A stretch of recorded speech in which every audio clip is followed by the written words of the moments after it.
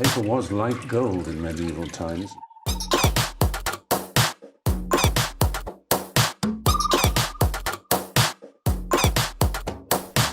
Oh, not tobacco, sugar. That everything we thought we knew about the world might turn out to be completely wrong.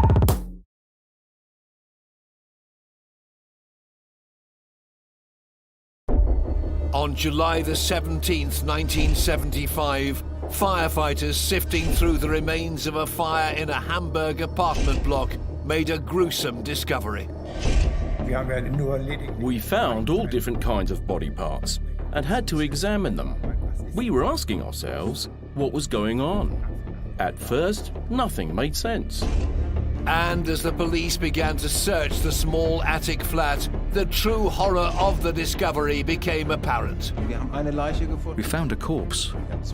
We found 2 corpses. We found 3 corpses. We have found 4 corpses. It was a huge story, because things like this don't exactly happen often in Hamburg. A man named Fritz Honka had been murdering women and dismembering their bodies in his home for the past 5 years. He claimed that Jack the Ripper had told him to do it. I think it was simply crimes of opportunity, but with a horrible edge. He showed no compassion for the victims. He didn't respect their bodies or feel remorse, clearly. He just cut them up. Fritz Honka had carved his name in history as one of the world's most evil killers.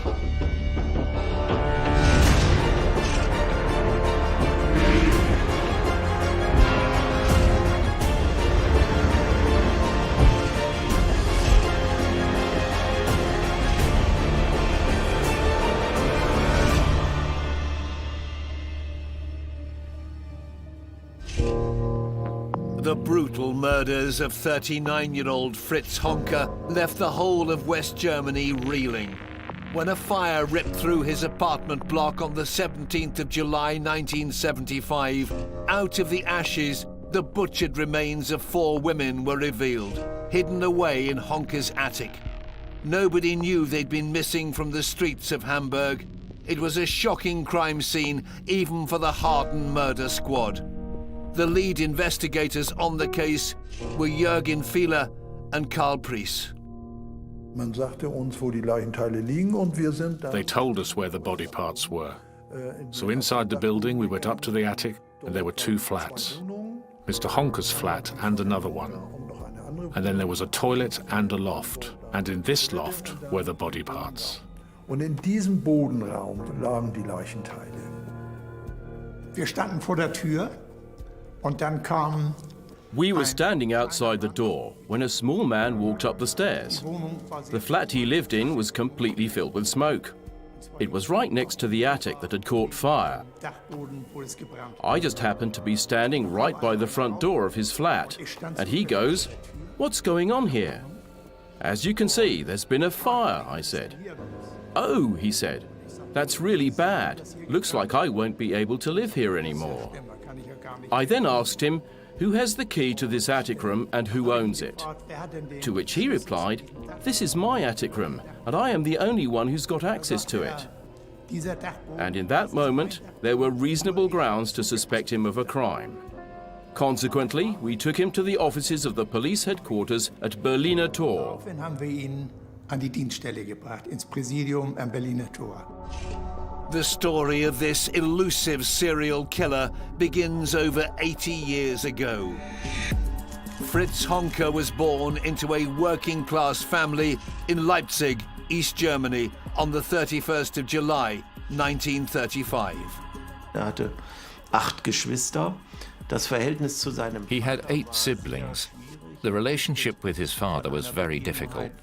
He mentions an incident where his father supposedly wanted to kill him, and the connection to his mother was also rather cold. When he was 11 years old, she left the family, so he always had a rather crushing relationship with his parents. Sehr belastetes Verhältnis zu seinen Eltern. All the children were given away, which will have had quite an effect on him. After his father died in 1946, 11-year-old Honka was left to grow up in an orphanage. His childhood was far from ideal. I think he had quite a hard time growing up. These were quite turbulent times in Germany, but for a young lad who was considerably shorter than his peers, he didn't always fit in very well at school, and that made him a target for bullies, so he was always the brunt of someone else's joke. So I don't think he had a very easy time of it at all. After leaving school, Honka began work as a bricklayer's apprentice, but it didn't last long. In 1951, aged 16, he fled from communist East Germany and headed west. He then came over here to West Germany and worked in the farming industry before relocating to Hamburg. And here in Hamburg, he worked for a security service company as a night watchman. So this means he always had a steady income, which of course gave him socially an advantage with the crowds he hung out with. Age 22, he meets his wife and they get married, and things are quite normal and quite regular. But both of them have a bit of an issue with alcohol. Both of them tend to drink to excess, and their relationship becomes quite volatile and quite chaotic. They attract the attention of neighbours and the authorities when they're arguing and they're overheard having domestic disputes. So it's not a particularly nice household for very long. After separating from his wife in 1967, 32-year-old Honka was alone and working the graveyard shift as a night watchman. So he rented a small one-bedroom apartment, which was very close to the red light district in Hamburg. And in this apartment, he created his own little world, basically. He wasn't subject to any kind of informal surveillance of other people who would question, you know, what are you doing? So it was his own little zone, essentially. And this is a place where he would live in something of a little bubble, to be honest. So I think this is a recipe for disaster for someone like him. Honka spent his free time drinking in 24-hour bars around the Reeperbahn in the city's notorious red light district. There will be lots of reasons why people turn to alcohol, but I think in this case, here's an individual who didn't have a lot of control over his life as a child. There was a lot going on around him that he had very little power over whatsoever. And what can happen with people who experience circumstances like these is that in adulthood, they develop an intense need to be in control of what's going on around them. And for some people, that will manifest itself in self-medication. Die eine Kneipe war dieser berühmte goldene Handschuh. One of the bars was the famous Goldene Handschuh, the golden glove. It was named like that because it belonged to a famous boxer. And right across was the Elbschlosskeller, a bar where mainly homeless alcoholics or drifters hung out. Well, they drank plenty of alcohol.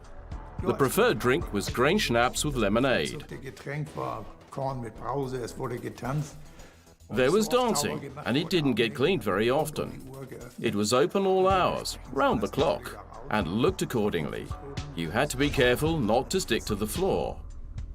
And those were the surroundings and conditions. Waren also Menschen, die ganz unten angelangt waren, die da verkehrten. These people had reached rock bottom, at least the women who went there. And now and then, the men would take the women home with them to play sex games. Zu Hause sexuelle Spiele zu machen. The Golden Glove soon became one of Honka's favourite haunts. He would regularly visit after finishing his shift as a night watchman. The owner of the bar, Jörn Nenberg, became friendly with the man his regulars knew as Fiete. Wenn in Uniform gekommen ist, dann war man konnte. When he came in wearing his uniform, you could see that he was very proud of himself. But he was never pushy. People who didn't know him, who just saw him briefly, thought he looked a bit odd. Because Fiete wasn't exactly a pin-up. At times he looked a bit creepy. Auch manchmal ein bisschen gruselig aus. A traffic accident in his 20s had left Honka with a crooked nose and a pronounced squint. Well, here's an individual who has never really had a very positive relationship when it comes to women. So he was abandoned by his mother. The relationship that he had with his wife was quite chaotic and quite unstable. So there isn't a really positive association with women in his mind at this point in time.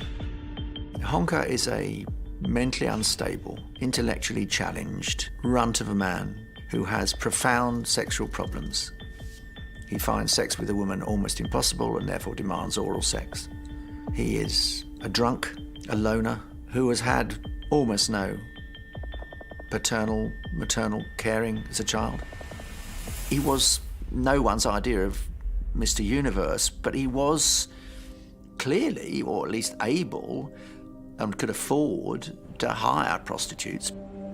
Honka had taken a liking to older prostitutes who could often be found in the bars around the Reeperbahn. Das waren ja nun Obdachlose, die kein Einkommen hatten. These were homeless women who had no income. He had money. He could offer alcohol. He could offer a place to stay, and that made it quite easy for him. I wouldn't say to make friends, but certainly to make the acquaintance of people, whether that'll be female or male. And as a result, he was well known in these circles he moved in, the lowest class of society. That was his world. Unteren Milieus, das war seine Welt. And it was a world that was about to implode. On the 17th of July 1975, a fire in Honka's apartment block would lead to a startling revelation: the dismembered bodies of 4 women. Die Feuerwehr ist nach einem Brand eingesetzt worden. The fire service responded to the fire incident, and when they found the bodies in the attic, they called us, the homicide squad. So myself and the rest of the on-duty team made our way to the crime scene. Haben diesen Tatort aufgesucht. The police waited for Honka to arrive home from his shift as a night watchman. He was immediately arrested and taken to the police station for questioning. Wir haben dann dort die Tatortarbeit gemacht. Und im Verlauf We set out to do our work and walk through the crime scene, and during the crime scene investigation, a mummified corpse was found, and underneath this mummified corpse lay a partly decomposed torso. Wir haben also Wände aufgebrochen, Böden aufgebrochen und gesucht. Und in der Wohnung ist es dann dazu gekommen, dass uns auffiel, dass es dort sehr... We broke down walls, broke through the floor and searched. Throughout the whole flat, we noticed this very strong smell. I'd say the typical smell of decay mixed with that of burning, very unpleasant.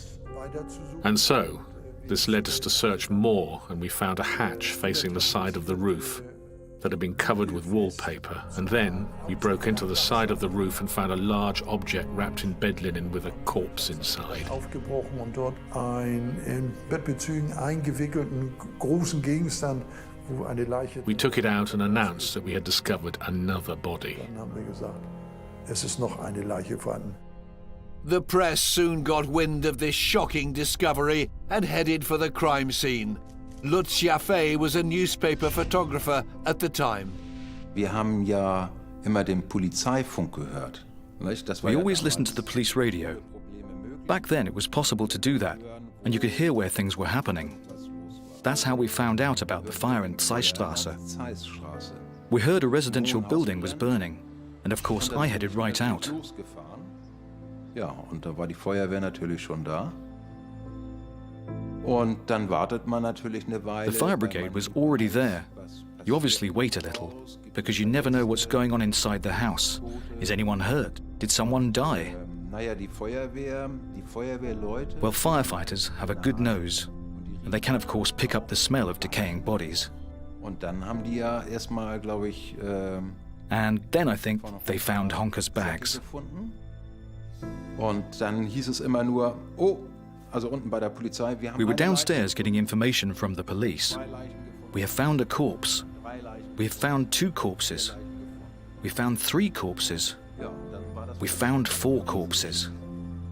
Well, of course, for us, it was a huge story, because things like this don't happen very often in Hamburg. Auf der Straße schnell rumgesprochen, dass das nicht nur ein Feuer war, und dadurch Up and down the street, the news that this wasn't just a fire spread quickly, and a lot of people turned up.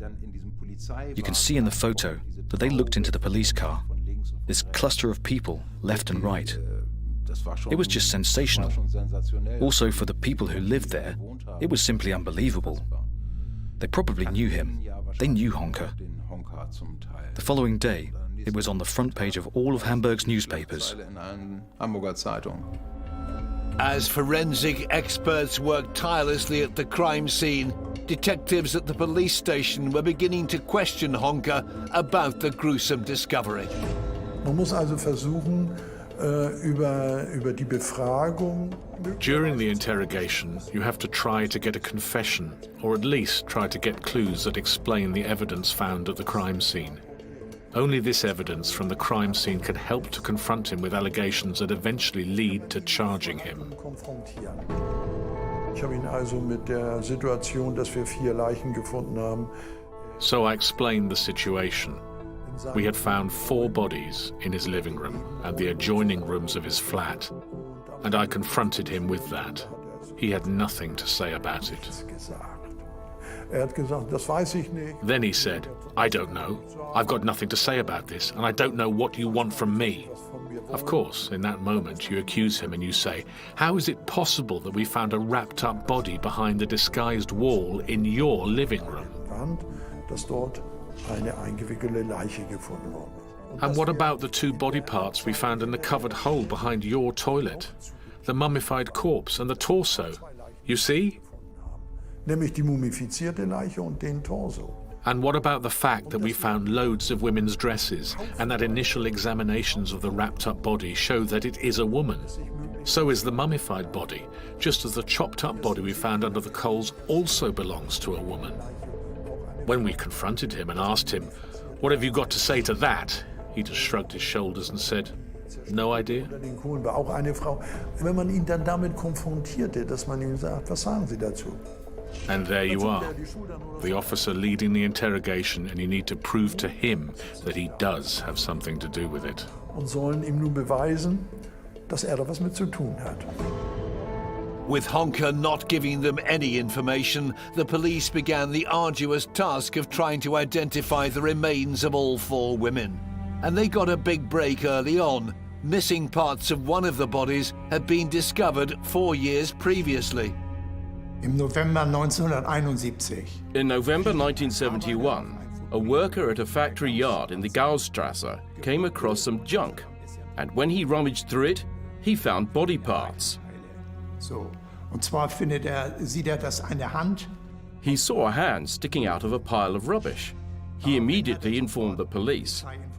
And the local officers on duty, who were the first to arrive at the scene, informed us that the findings were indeed body parts. We went to investigate further and spotted several chopped-up body parts. Only the torso and the right leg were missing. Everything else was there, but cut into pieces. Alles andere war da, aber zerteilt. Besides the body parts, we found breasts that had been cut off, suggesting that this was in all probability related to a sex offense. Ein Sittlichkeitsdelikt war. Although the head was badly decomposed, in 1971 experts were able to reconstruct it well enough to enable the police to provide a photo to the press. The victim was identified as 42-year-old prostitute Gertraud Breuer. Before the fire at Honka's apartment, the case had remained unsolved. Und somit hat sich eigentlich der Kreis geschlossen von den Leichenteilen. We had come full circle. From the body parts found in the Gaustrasse to the torso found on the premises of Honka's living quarters. And subsequently, we could charge him with this crime. Anlasten. Honka had murdered Gertraud in December 1970 after picking her up in the Golden Glove. It was the first time he'd killed someone. Investigators believe he strangled the 42-year-old to death because she refused to have sex with him. He dismembered her body using a saw. To simply cut off a limb is a fairly straightforward procedure. You need a knife to get through the flesh and a saw to get through the bone. It doesn't have to be a complex thing to do. It's not like you're a surgeon doing an operation.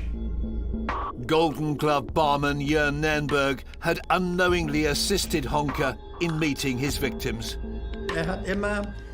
He always said in a sneaky way, "Hey, Jörn, give that one a little drink, but don't tell her it's from me." "Okay, Vita, no problem." Gave the drink. "Who's that from?" "From someone." "Oh, okay, good." They didn't ask much, as long as they had something to drink. Gertrud Breuer, a hairdresser and part-time prostitute, was a regular in the bar. Time after time, prostitutes are killed because no one reports them missing. They live on the edge of the law. They're long past in connection with their families. They are living in a twilight world. And, well, you miss a prostitute, well, she could have given up, or she could have gone to another city, or she could have gone back to her mother, or whatever it may have been. And so they're very seldom tracked. Even though Honka refused to cooperate with the police, they had now identified one of his victims. Each time they interrogated him, detectives tried to find out more about the other three women. Sie verkehren doch auf St. Pauli. You frequently go to San Pauli. You're still going to the Elbschloss Keller and other bars in San Pauli. You drink vast amounts of alcohol. We found a lot of alcohol in your flat. And we've seen the walls in your place. They're full of pornographic posters. Well, we also found a plastic doll he probably used to satisfy himself when no woman was around. The aim was to unsettle him. The uncertainty produced insecurity. His replies to specific questions were different to those he had given the previous day. Wieder anders antwortet als im Vortag. After taking the life of another human for the first time in December 1970, Honka wouldn't kill again for almost 4 years. What happened to start him off again in August 1974? I would argue that Honka's alcoholism had probably got so intense by that time that he was desperately out of control. And perhaps he just had genuinely some kind of psychotic break, some kind of brainstorm that led him to kill. The police had a wealth of evidence against Honka, but they were desperate for him to make a full confession.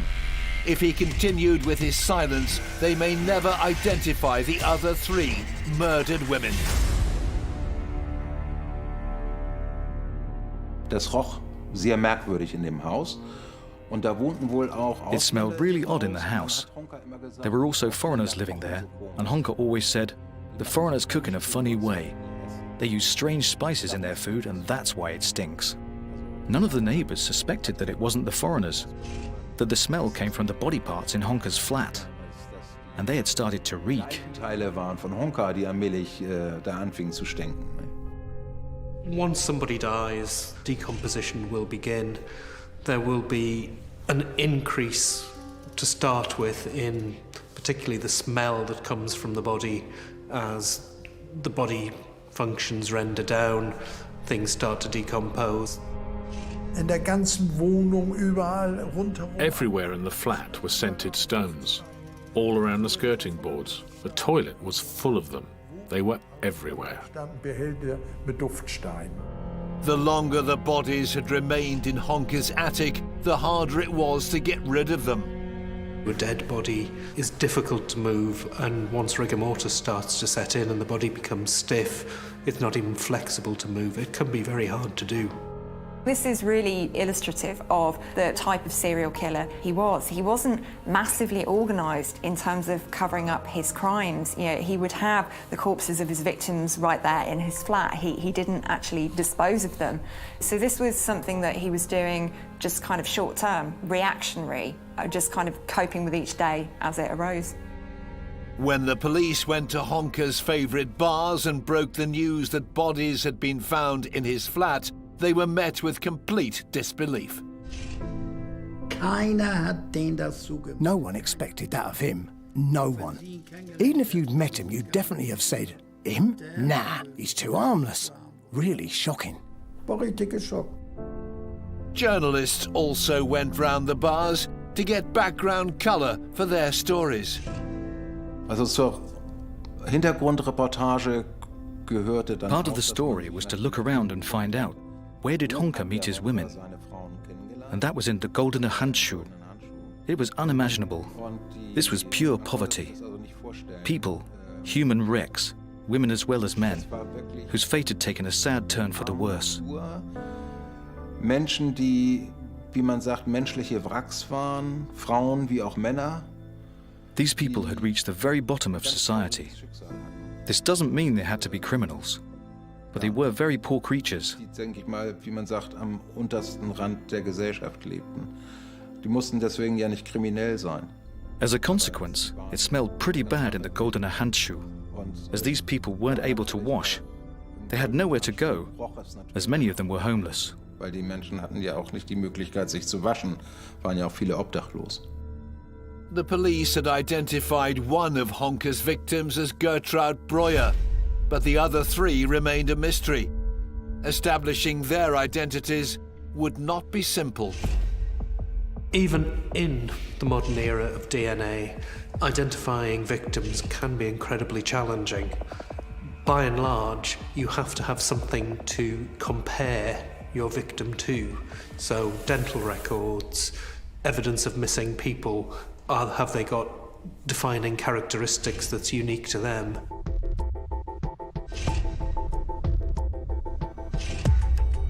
The police found a pile of women's ID cards in Honka's flat and set about the complicated task of trying to find the rightful owners among the prostitutes who frequented the bars around the Reeperbahn. Each time they found a woman alive, they were able to cross her off the list of potential victims.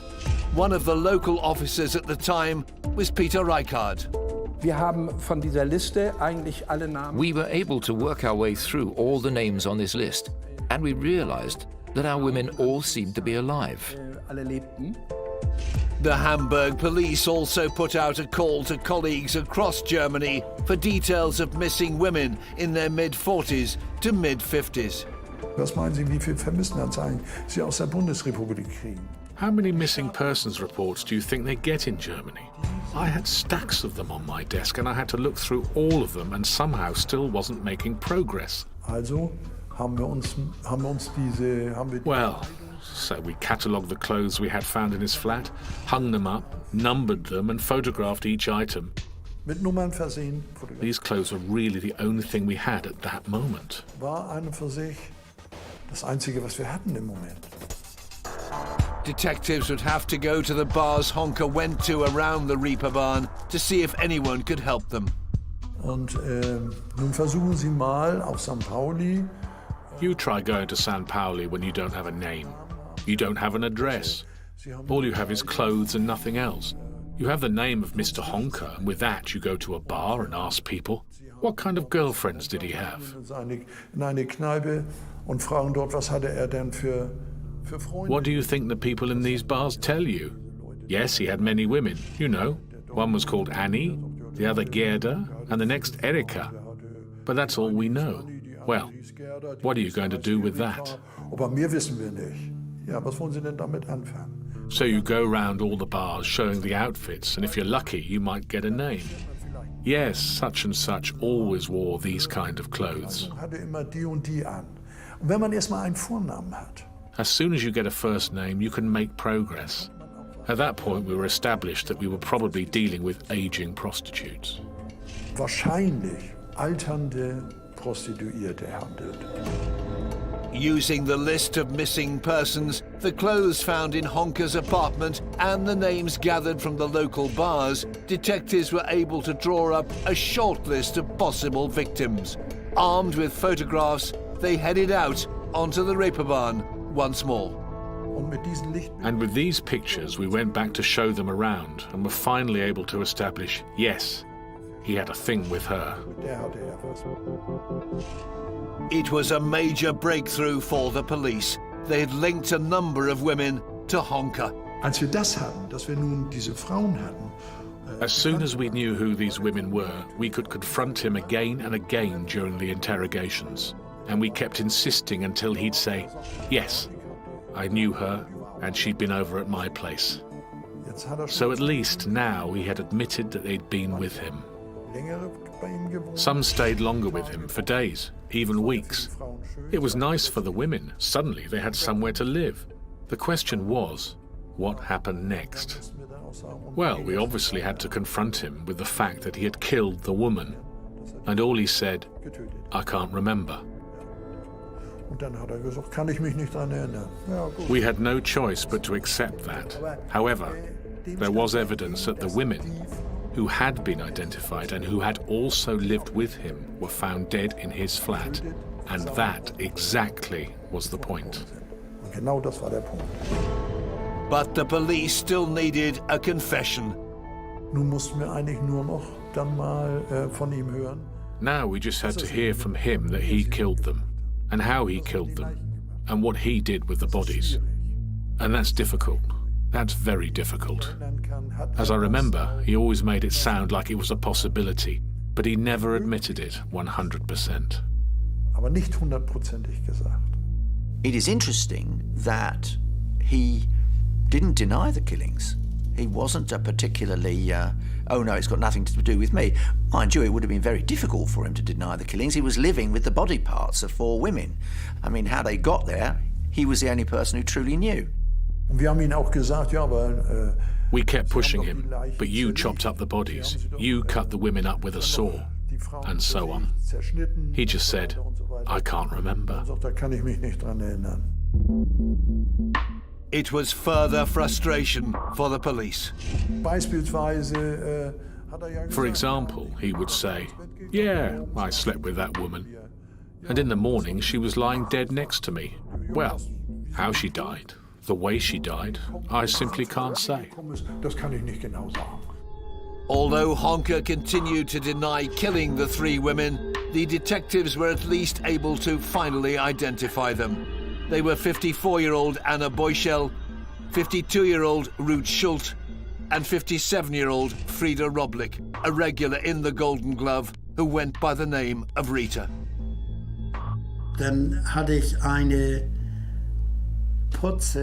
I had a cleaning lady who always helped out. Her name was Sophie, and Sophie was friends with Rita. Now and then, Sophie would take Rita home with her so she could have a wash, bathe, or even sleep. But I don't know. I think she had nowhere to live.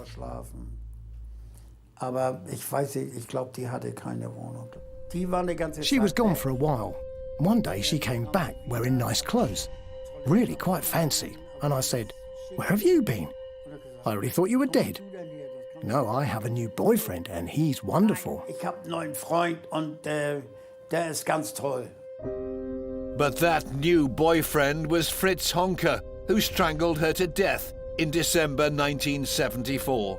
Honka always seems to me to be kind of an accidental serial killer. He didn't fit what the BAU, the FBI's behavioural unit, call organised. He was completely disorganised.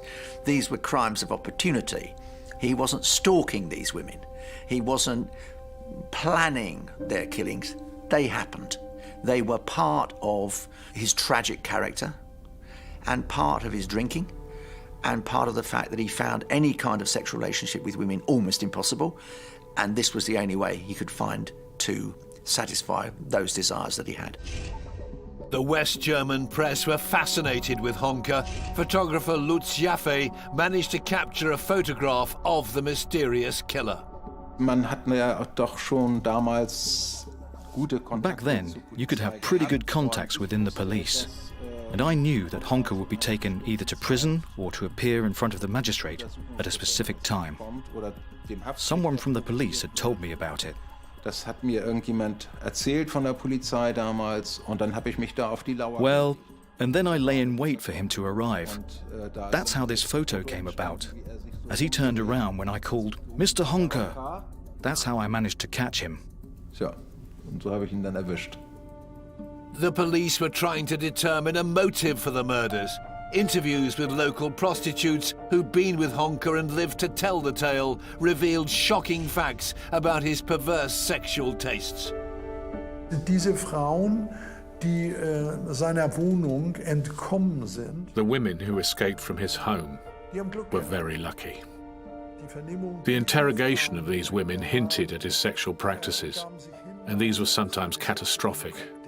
I don't want to go into every detail here, but it was pretty terrible. Also ich will das hier nicht im Einzelnen aufführen, aber das war schon fürchterlich. Und dass man sagt, it's possible these sexual practices got out of hand and became excessive, which, I have to say, might have led to the death of a woman. Möglicherweise muss ich sagen, zum Tode so einer Frau geführt haben. One of the surviving victims showed the police a scar she'd received in a brutal sexual encounter with Honka. Weil sie sich ja so aufgeregt hat über Fritz Honka, die alte Sau. Because she was so upset about Fritz Honka, that dirty old swine, as she called him, she pulled up her skirt, took off her underwear, and pointed to a scar beside her vagina. What is that? I asked her. She then told us that during a sexual encounter with Fritz Honka, he had penetrated her with a broom handle. That's where the injury had come from, and she ended up in hospital. She was furious, angry beyond belief, you could say. Ohnmächtig vor Wut, kann man sagen. And she wasn't the only one who needed medical treatment after spending the night with Honka. Eine der Frauen, die auch mit in seine Wohnung genommen hat. For example, one of the women he took back to his place, he sat her with a bare bum on top of a hot plate. As a result, the woman ran semi-naked out of the flat. This is an example, the sort of thing where he became violent. Wo dann gewalttätig geworden ist. This may have resulted in these deaths, but of course, it's also possible that the women weren't complying with his demands, and he became violent towards them.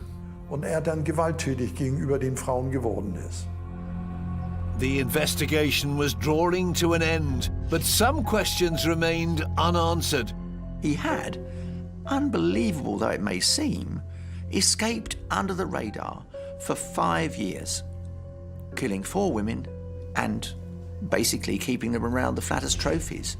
Now, there's no suggestion that Honka had sex with them post-mortem. There's no suggestion that he was some kind of necrophiliac. I think he was just a dreadfully lazy drunk who didn't know what else to do and just convinced himself it'd be perfectly all right. In November 1976, the trial of Fritz Honka began in Hamburg. He had retracted his initial confession and was now denying all the charges against him. Well, his defence strategy when he was arrested and charged with the crimes was an incredibly bizarre one. He decided to blame Jack the Ripper, who was sending him messages to kill these women. Now, this appears to be something that is, completely bizarre and very odd. But it could be evidence of somebody who is experiencing some kind of mental ill health. We know that people who experience episodes of psychosis feel very strongly compelled to act in a particular way, and they're not really fully in control of their actions. But equally at the same time, if you are reading the newspapers, if you are listening to the radio, and you know that this is something that is available to you, that you're able to come out with this and it perhaps be taken seriously, then you're going to give it a go. The psychiatrists who examined Honka during the court case concluded that he'd acted with diminished criminal responsibility. On the 20th of December 1976, the jury found him guilty of 3 counts of manslaughter and 1 of murder, that of 54-year-old Anna Beuschel, who he had strangled in his apartment in August 1974. Honka was sentenced to 15 years in a psychiatric hospital. He might have been described at the time as a bit slow. That affects the amount of culpability that we assign to his crimes. So was he in control of what he was doing? Did he know what he was doing was wrong? And if that can't be established, then perhaps he is treated in a mental health facility rather than a prison. And indeed, he served 15 years in a hospital setting. The crimes of Fritz Honka left the entire country in shock, especially the city of Hamburg. Also so eine Mordtat. I believe after the Second World War, such a murder case has never happened again in the history of crimes in Hamburg. It was a unique case that someone killed 4 women, dismembered them, and left them in his flat. Zerteilt hat und in seiner Wohnung deponiert hat. After that, we became very, very well known beyond Hamburg. Famous for the murder, as unpleasant as it was, and as sorry as I felt for the women, especially Rita. Rita really didn't deserve it. Honka was released from the psychiatric hospital in 1993. He spent the final years of his life in a nursing home under the name Peter Jensen. He died in Hamburg on the 19th of October 1998. He was 63 years old. Today, Fritz Honka has become something of a cult figure in Hamburg. The Golden Glove continues to capitalize on its most infamous former customer, with the words Honka Saloon emblazoned above the entrance. These bars were a no-go zone. Not in a million years would a normal Hamburg citizen go there. Only after the series of murders was made public did it become an interesting place for people in fur coats to visit after the opera, so they could see for themselves how well off they were and how miserable the others. Well, I'm going to be really generous and pay for a round of beer. It was just to boost their own ego. Damit haben die sich selber aufgebaut. But it should never be forgotten that Honka was a violent killer who took away the lives of 4 innocent women. I think he's somebody who did evil things, but if we call him evil, we let him off the hook.